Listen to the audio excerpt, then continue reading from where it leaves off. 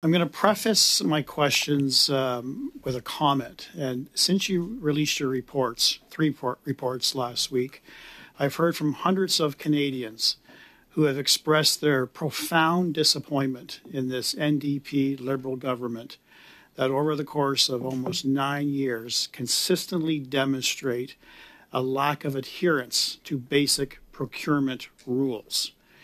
And to your point in this particular audit is you focus in on whether or not procurement, in this case to McKinsey, provided value for money for Canadians.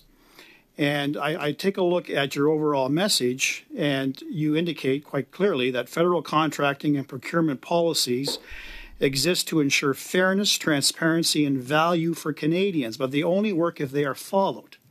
So I'm hearing that, yes, the auditor is making recommendations, and the department heads and organizations are saying, yes, we'll agree to follow those recommendations. But they already know what the rules are, and they're not following it.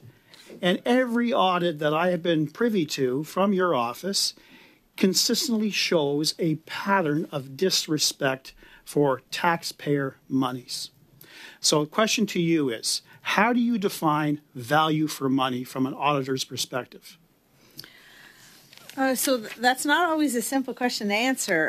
In this case, we did outline in our audit report, I'm just trying to find the paragraph for you, it's paragraph 28, where we listed elements that we were searching for to demonstrate value for money. I would have told you that value for money during the pandemic might have been evaluated in a slightly different way than it should be evaluated in the normal course of business. But we would have expected that departments would have clearly articulated the need for a contract, what the expected deliverables were, whether all the deliverables had been provided, and whether or not the ultimate intent of that contract, so the outcome, was achieved.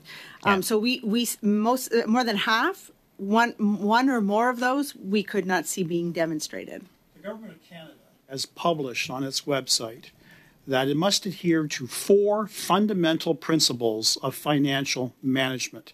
1, value for money. 2, accountability.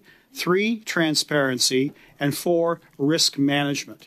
Government of Canada defines value for money as follows: that public funds, taxpayer monies, are managed with prudence and probity.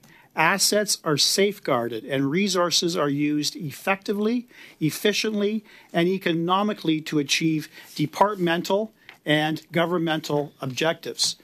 A very specific definition. So, I know that you've indicated last week that your mandate, and you've indicated this numerous times, your mandate is also to refer criminality, should you suspect criminality, to the appropriate authorities. And I believe you indicated when a question was put to you whether you discovered any element of criminality. I want to confirm a couple of things. Your threshold for referrals is based on suspicion and suspicion only. Is that correct?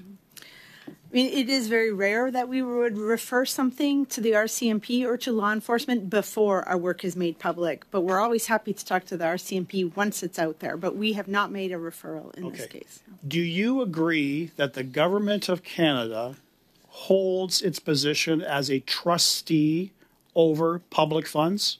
Do you agree with that statement? That it holds its position? That it performs the role as a trustee over public funds.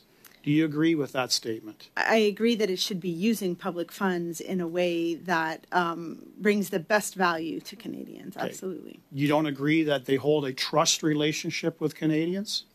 Well, absolutely. Every individual should trust its government.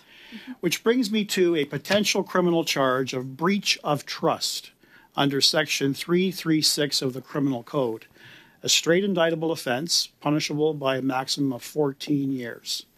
The elements are there that potentially someone who made the decision to favor McKinsey on a broad range of departments and Crown corporations could be held liable for the actions that they took.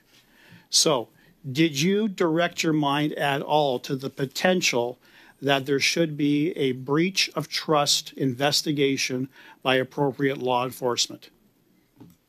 He brought the Very receipts. brief answer. Given the origin of this audit, we were looking for whether or not there was direction or political interference. We did not see it in this audit. If there was a concern around improper use of public funds in a way that could have been criminal, we would have referred it to the RCMP. I'm afraid that is our Position of time, Mr. authority, Brock. though? That is our time, I'm afraid.